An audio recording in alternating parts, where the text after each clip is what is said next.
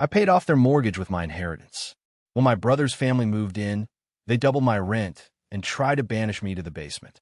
Their Thanksgiving eviction notice led me to a secret that exposed their ultimate betrayal and left them facing ruin.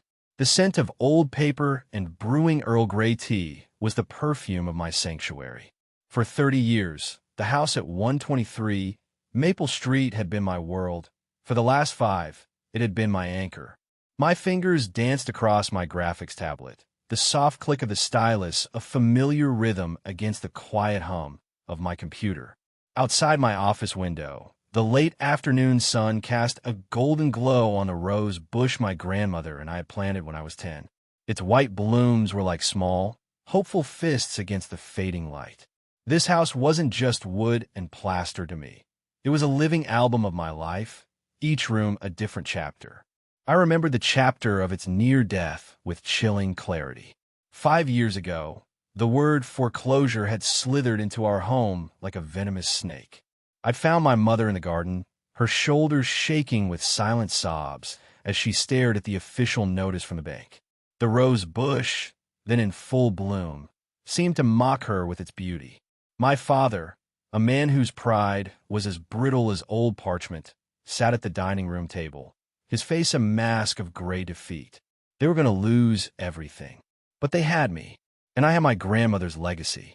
The $75,000 she'd left me was meant for a future I had vaguely imagined, a down payment on a city condo, a trip around the world, a safety net. Instead, I'd walked into the living room that evening, the inheritance check in my hand, and watched relief wash over their faces like a tidal wave. I remember holding my mother's hand. "We'll use Grandma's money," I'd whispered, my own dreams dissolving like sugar in tea. She would want this. My father had stood up, his posture regaining some of its former strength. He'd placed a heavy hand on my shoulder, his voice thick with emotion. "This house is more yours than ours now, Clara," he'd said, his eyes meeting mine in the dim light. "We're just the caretakers." That promise became the bedrock of my world. I didn't just save the house. I became its devoted keeper. While my friends were navigating roommate dramas and dodgy landlords, I was tending to the rose bush, researching the best way to seal a drafty window, and paying a steady $800 a month in rent that we all knew was for upkeep and taxes. It felt right. It felt like partnership. My older brother, Leo, never understood partnership. He understood performance. He was the shooting star of the family, dazzling and brilliant, but destined to burn out. My own steady glow was often overlooked. I remembered a family dinner just a few months ago. Leo, then flush with investor cash for his latest venture, an artisan coffee experience, was holding court, painting a grand vision of single-origin beans and minimalist decor. My parents hung on his every word, their faces alight with pride. When there was a lull, I'd mention a significant promotion I'd just received at the design firm I worked for. "Oh, that's nice, dear," my mother had said, patting my hand with a distracted air before turning back to Leo. "Now, tell us more about this Ethiopian Yirgacheffe, sweetie." My promotion was nice. His impending and predictable failure was a drama worthy of their full attention. I had swallowed my disappointment along with my slice of pot roast. It was the way things had always been. The phone call that shattered my sanctuary came on a Tuesday. It was my mother, her voice a frantic whisper. The artisan coffee shop had gone bankrupt. Leo's investors were suing him. He, his wife Tiffany, and their 3 children, 8-year-old Mason, 5-year-old Chloe, and 2-year-old Noah, had been evicted. They had nowhere to go. "They're coming here, of course," my mother had stated, not asked, "just until they get back on their feet." Getting back on their feet was Leo's permanent state of being. They arrived not as humble supplicants seeking refuge, but as a conquering army. Tiffany, her designer handbag slung over an arm, swept into the living room, her eyes scanning the space with a critical air. "Oh," she'd sighed, a frown creasing her brow. "We're going to have to rearrange all this to make it more kid-friendly." Within 48 hours, my sanctuary was unrecognizable. The scent of old books and tea was replaced by the sour-sweet smell of stale Cheerios and unchanged diapers. My quiet, orderly office was commandeered for their mountain of belongings, forcing me to cram my professional life into a cramped corner of my own bedroom. My treasured collection of art books, once neatly arranged on the living room shelves, were now scattered on the floor, some with crayon scribbles on their glossy pages. The gentle lo-fi music I used to focus was obliterated by the shrieking theme song of some cartoon called Cocomelon, played on a loop at a volume that rattled the windows. The house, my house, was no longer my own. One evening, I was walking past my parents' bedroom and heard my mother on the phone with one of her friends. Her voice was syrupy with martyrdom. "Yes, it's a full house," she was saying with a theatrical sigh. "It's just chaos. But what can you do? Leo is going through so much, the poor thing. Thank goodness we have Clara here. She doesn't have a family of her own, so she can help out." I stopped in the hallway, the words landing like tiny shards of ice in my heart. She doesn't have a family of her own. I was 30 years old, a daughter, a sister, the financial savior of their home. But in her eyes, my life was a blank space, an empty container to be filled with their needs. Because I was single, because I was childless, I was not a complete unit. I was support staff. I retreated to my room, the sanctuary within a sanctuary, and felt the walls for the first time begin to close in. The illusion of home was beginning to unravel. The weeks that followed were a masterclass in erosion, a slow, steady chipping away at my sanity and my space. It was death by 1,000 cuts, each one small enough to seem petty if I complained, but collectively, they were bleeding me dry. It began with little things. My favorite ceramic mug, a gift from a trip to Santa Fe, was accidentally dropped by Tiffany. "It was just so clunky," she'd said with an insincere pout. It was my work, my noise-canceling headphones, the expensive ones that were my lifeline to concentration amidst the chaos, were found in the toy bin with one side snapped off. I confronted Leo as he was lounging on the couch, scrolling through his phone. "Leo, your kids broke my headphones. These are professional equipment. They cost over $300. He didn't even look up. "It's just stuff, Clara," he'd mumbled, his thumb flicking across the screen. "You're always so materialistic."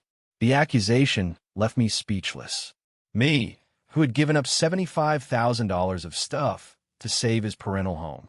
Me, who was now subsisting on microwave meals because the kitchen was perpetually a disaster zone of half-eaten yogurt cups and spilled juice. I wasn't materialistic. I was just trying to hold onto the last few fragments of my own life. The cut that went deepest, the one that severed a vital artery of trust, was about the locket. It was a small, antique silver locket, a delicate oval with a tiny, faded engraving of a rose on its surface. It had belonged to my grandmother. Inside were two minuscule, postage stamp-sized photos, one of her as a young woman, the other of me as a baby. It was my most sacred possession. I didn't wear it often. I kept it tucked away in a velvet-lined box on my dresser. One morning, it was gone. Panic, cold and sharp, seized my chest. I turned my room upside down, my hands shaking. I asked my mother, who waved a dismissive hand. I asked Tiffany, who gave me a blank stare. Finally, in a desperate sweep of the house, I found it. It was in 2-year-old Noah's toy bin, nestled among sticky blocks and a headless dinosaur. The delicate chain was snapped. The clasp was bent, and the locket itself wouldn't close properly. A small, dark tarnish, like a bruise, marred the silver rose. I carried the broken pieces into the living room, where my mother and Tiffany were having coffee. I held them out in my trembling palm. "Noah had my grandmother's locket," I said, my voice barely a whisper. Tiffany scoffed. "Oh, for heaven's sake. He must have just picked it up. You shouldn't leave expensive things where little hands can find them." My eyes flew to my mother, pleading with her to understand. This wasn't about a broken toy. This was about a desecrated heirloom. This was about a violation. My mother looked from the broken locket to Tiffany's annoyed face, and she made her choice. She chose to soothe the aggressor rather than comfort the victim. "Honestly, Clara," she said, her tone laced with a weary disappointment that was somehow worse than anger. "You should have put it away more safely. You know how children are. You're making Tiffany feel terrible." And there it was. In that moment, I saw with blinding clarity that my mother was not a neutral party caught in the middle. She was an active accomplice. She was the enforcer of an unspoken family doctrine. Leo's comfort, Tiffany's feelings, and the children's whims were paramount. My history, my contributions, my heart, they were all secondary. They were disposable. The financial betrayal was less sentimental, but just as sharp. I paid my $800 on the first of the month, as always, handing the cash to my father. The next evening, I saw him discreetly slip a thick wad of bills from that same envelope to Leo in the hallway. "Here," my dad had murmured, clapping him on the back. "Take Tiffany and the kids out for a nice dinner. You all deserve a break from this stress." I stood in the shadows of the dining room, watching my money, the money meant for the home's property taxes, for the water heater that was rattling ominously in the basement, being siphoned off to fund a nice dinner for the very people causing the stress. I was no longer a partner. I was a resource to be tapped, a well from which they could all draw without ever thinking to replenish it. The breaking point came, as so many family tragedies do, just before a holiday. It was the Tuesday before Thanksgiving. My father called a family meeting in the living room after the kids were in bed.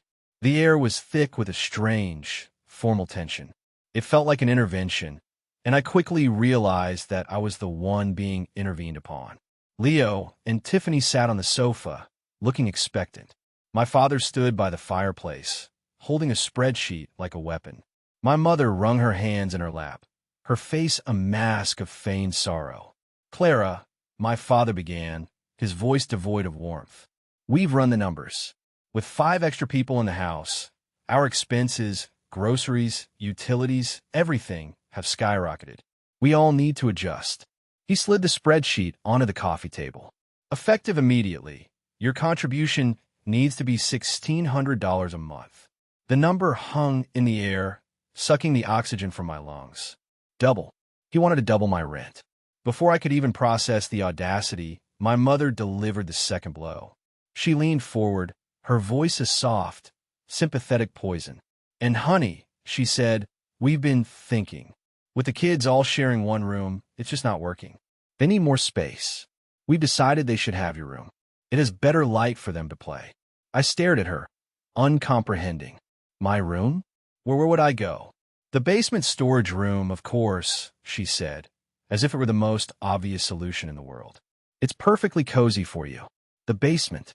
A windowless, damp, concrete cell with a single bare bulb and a rusty old cot that had been there since I was a child. They weren't just raising my rent. They were banishing me. They were casting me out of the light and into the darkness of my own home." Something inside me snapped. The 1,000 small cuts, the constant disrespect, the broken locket, the stolen money, it all coalesced into a single, towering wave of rage. "Absolutely not," I said, my voice shaking. I stood up, my whole body trembling. "I used my inheritance to save this house. You told me it would be my home, and now you want me to pay double to live in the basement like some unwanted goblin." My mother's eyes filled with tears, a tactic as predictable as the sunrise. "How can you be so selfish, Clara? After all we've done for you, your brother is in crisis."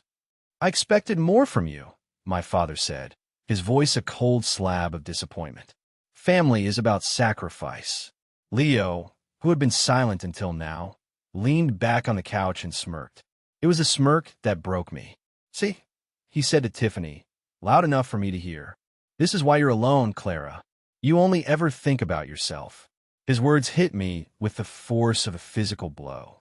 Their twisted logic was impenetrable. Their needs were family. My needs were selfishness. Their irresponsibility was a crisis. My stability was a resource to be plundered. I looked at their faces, my mother's tear-streaked manipulation, my father's stony judgment, my brother's smug entitlement, and I knew it was over. The family I had loved, the home I had cherished, were gone. I was standing a house of strangers who wore the faces of my parents and brother. "We need the room by Sunday," my father said, his voice flat and final. It was a Thanksgiving eviction notice. I turned and walked out of the room without another word, the sound of their betrayal roaring in my ears. I didn't go to my room. I went to the front door, grabbed my coat and keys, and walked out into the cold November night, not knowing where I was going, only that I could not spend another second under that roof. The cold night air was a shock to my system, but it did little to quell the fire of humiliation and rage burning inside me. I drove aimlessly, the familiar streets of my town looking alien and hostile. Every house with warm, glowing windows felt like a personal mockery. I spent the next day in a daze, calling in sick to work and holing up in a cheap motel, the scent of stale cigarette smoke and bleach a grim counterpoint to the home I'd lost. My despair was a tangible thing. I spent hours online, scrolling through apartment listings. Everything was a shoebox, a depressing, beige box with a price tag that made my stomach clench. I saw a one-bedroom apartment with peeling linoleum and a view of a brick wall that cost more than my parents were now demanding for the privilege of living in their basement. I felt utterly trapped, defeated. I found myself sitting in my car in the parking lot of a grim-looking apartment complex after a viewing. The rain started, streaking down the windshield and blurring the world outside into a watercolor of gray misery. The full weight of my situation crashed down on me. I was homeless. My family, the people who were supposed to be my safe harbor, had cast me out. The shame was a physical weight on my chest. I picked up my phone, my fingers trembling. I scrolled to my mother's contact information. My thumb hovered over the message icon. I could end this. I could crawl back, accept the humiliation, and move into the basement. I could keep the peace.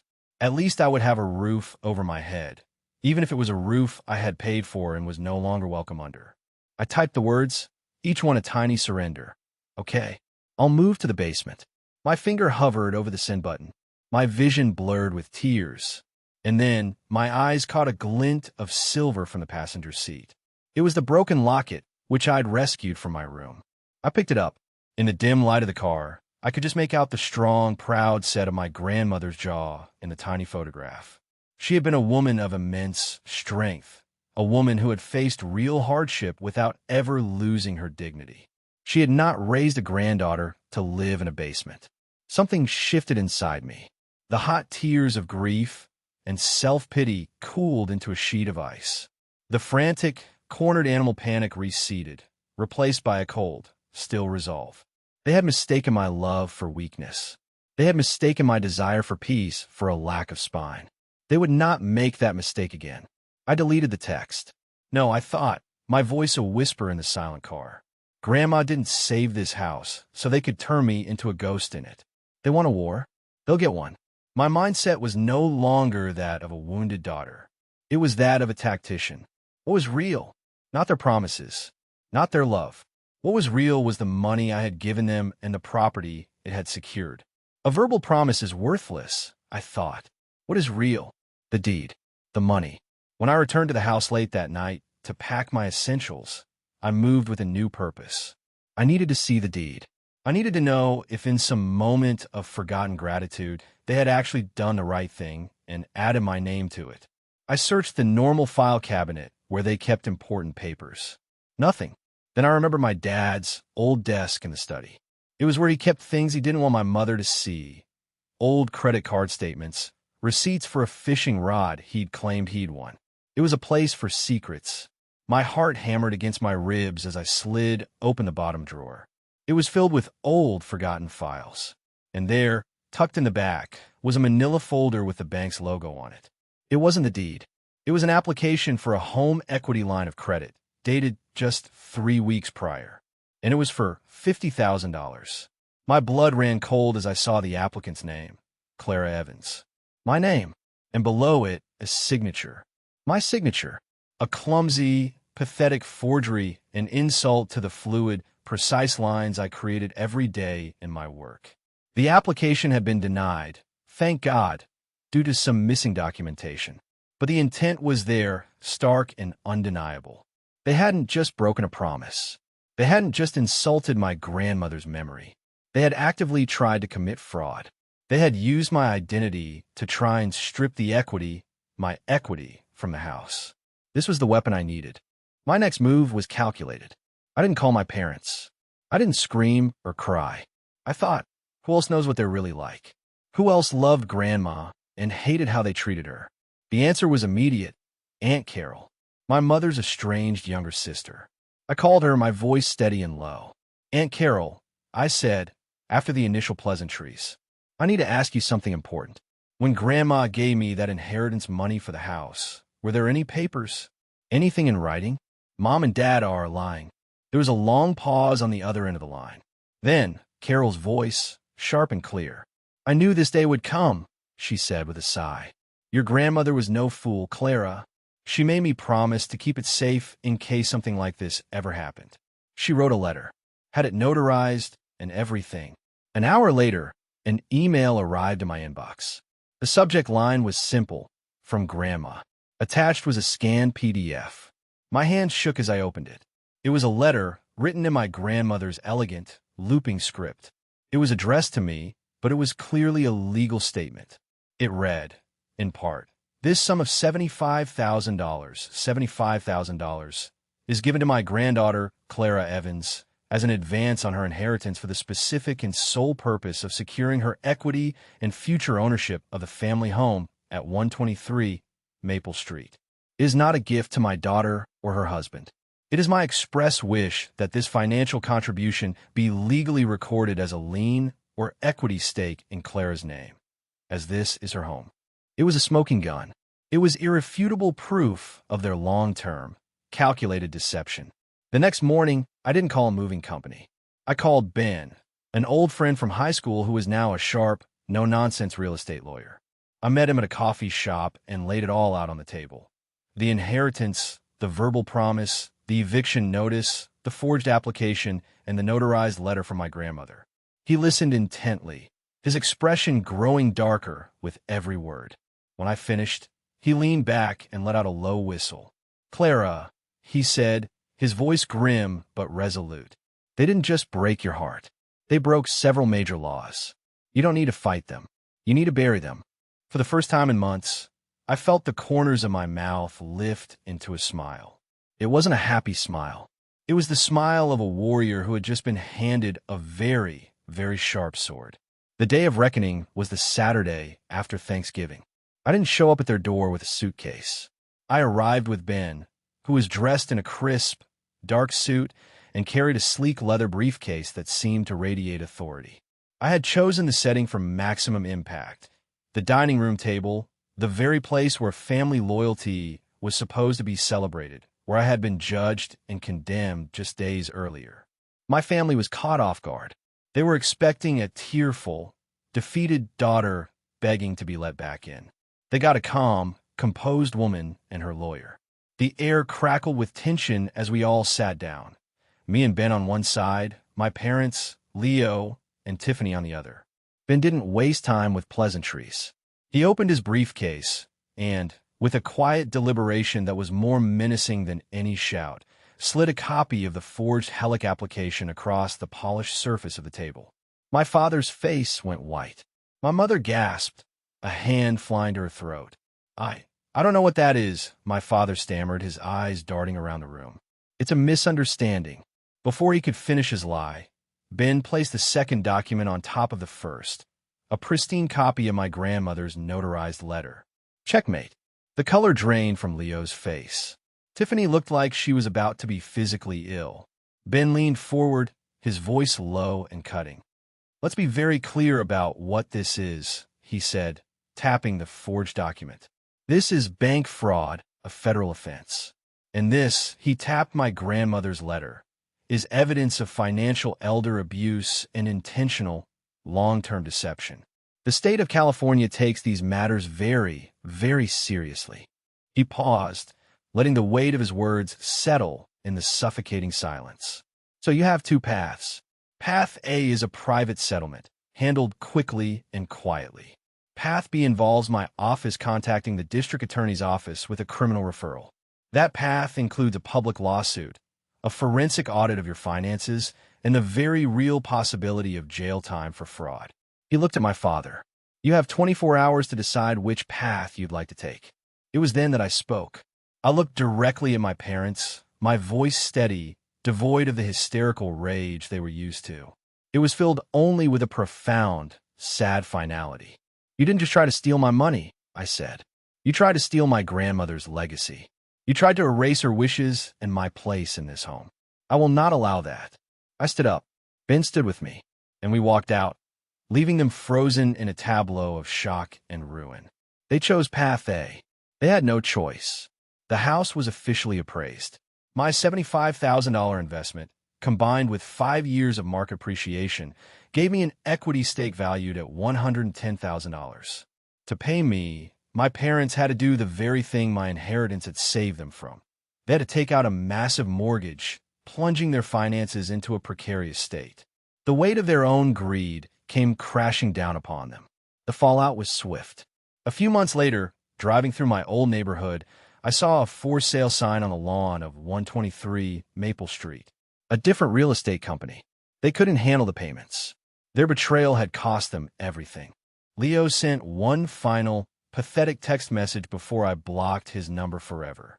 It read, "I hope you're happy. You destroyed our family for money." I stared at the message, a bitter laugh escaping my lips. "No, Leo," I thought. "You destroyed it for free."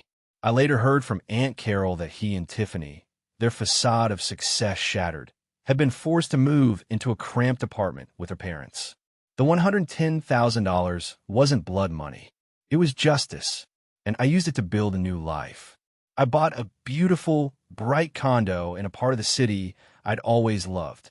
It was smaller than my childhood home, but every square inch of it was mine.